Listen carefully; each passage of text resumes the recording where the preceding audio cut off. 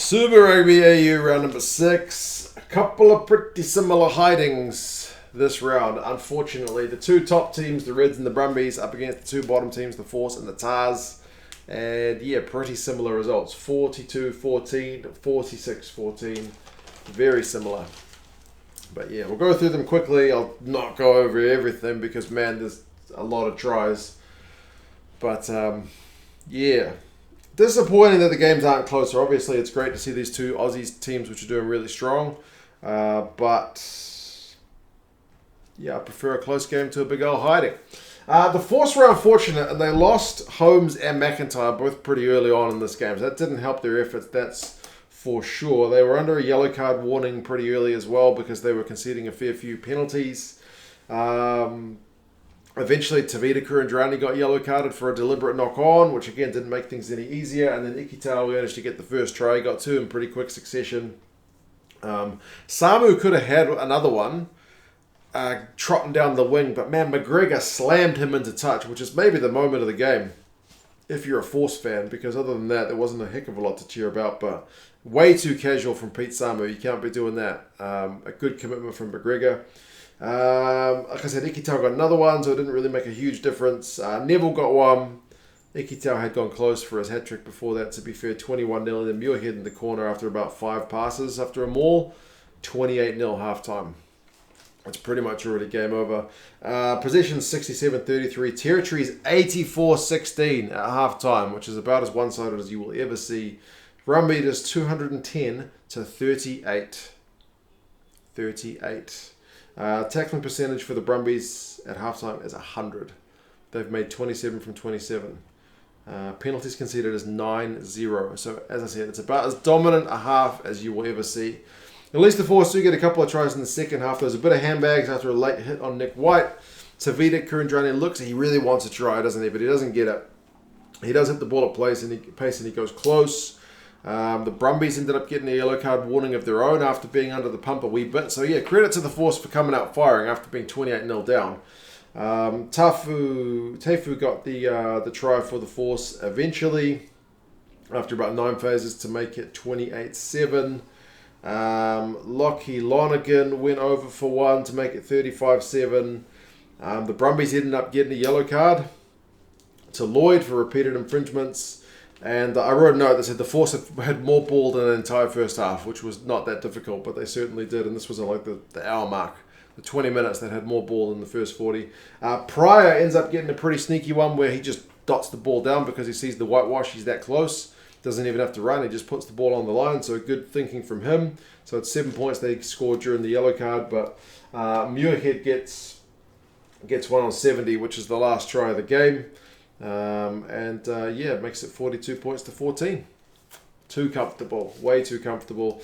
Run meters 298 to 138. Possession 55-45. Territory 62-38.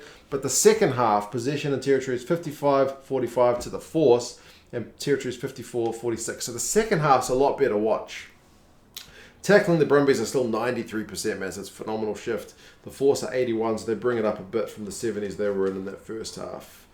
Tavita Kurandrani had the most defenders beaten for the Force, which was 2, which is not a heck of a lot for a game, but he was certainly put in a shift. Koteka continues to impress with 17 from 19 tackles, but in a losing effort. Mac Hansen beats 7 defenders and has 52 metres. Neville has 10 from 12 tackles or 11. One of the Brumbies guys is doing a shoey on the sideline. It's all on, but ultimately it's a pretty one-sided one. The Brumbies are away to the Tars next week, so they'll be full of confidence going into that one, and the Force are on the bye. So another chance to reset for them. Remember, the Force are still in 4th, and the Brumbies are still in 2nd. The next game, Waratahs Reds, and it's a proper hiding again. Kind of the opposite of the first game in that the Waratahs were better in the first half. Like the first half was a bit closer for a while. They actually went out to like a 6-0 lead. There were a couple of penalties early, the Tars, and it's looking like maybe this is not going to be a hiding. Maybe the Waratahs are finally getting it right.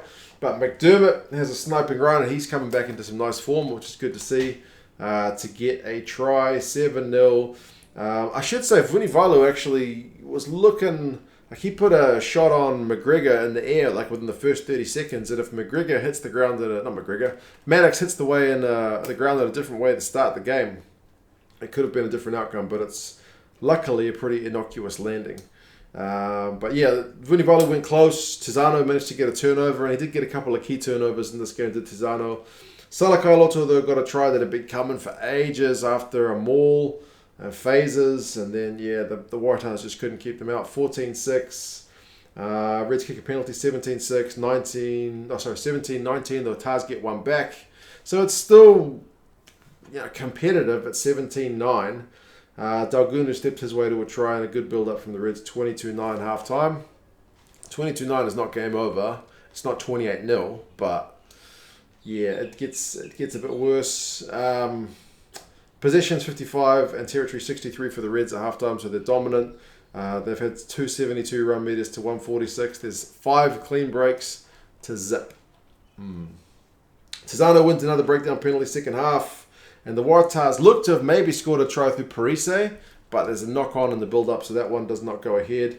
And then Tupou gets one of the tries of the match. He gives Tizano a big don't argue, plows over him on his way to the line, and they missed the conversion, 27-9. Harris does get the one try of the game for the Tars on 53. I thought it was a great hit back, but it didn't last long. Murphy got 3 tries after he came on, 62, 67, and 77 minutes. The Tars did get a yellow card as well. So, yeah, Queensland got one at the end as well, but yeah, nothing really doing. Murphy, man, just from 5 meters out, the Reds are just way too strong, too hard to combat. The stats for this one, the Waratahs actually have 398 run meters, which seems strange seeing as they were under the pump, but the Reds have 561. The Reds have more possession, more territory, more defenders beaten, 26-14. More turnovers conceded to the Tars, despite having less possession, 20-16. The Waratahs make 117 tackles, the Reds 89. Penalties conceded is a little bit high for the Reds with 13 to the Tars 10. But man, the Reds are a proper machine this year, and they'll be competing with the Brumbies, surely. It's a 2-horse race, I think, in Super Rugby AU. Maybe the Rebels can have something to say about it, but currently it's looking like a 2-horse race. Aotearoa is looking like a 1-horse race, so we'll take 2 horses. Maddox has 90 run meters, a clean break, and 2 defenders beaten. Tizano makes 20 out of 24, so he misses 4, but one of them was that Tupou one where he got just put on his backside. Dalgunu has 137 run meters and 11 defenders beaten, which is a stupid amount. Udu has 11 from 12 tackles from number 8. And for the Waratahs, it gets worse because, as I mentioned, they play the Brumbies, albeit at home.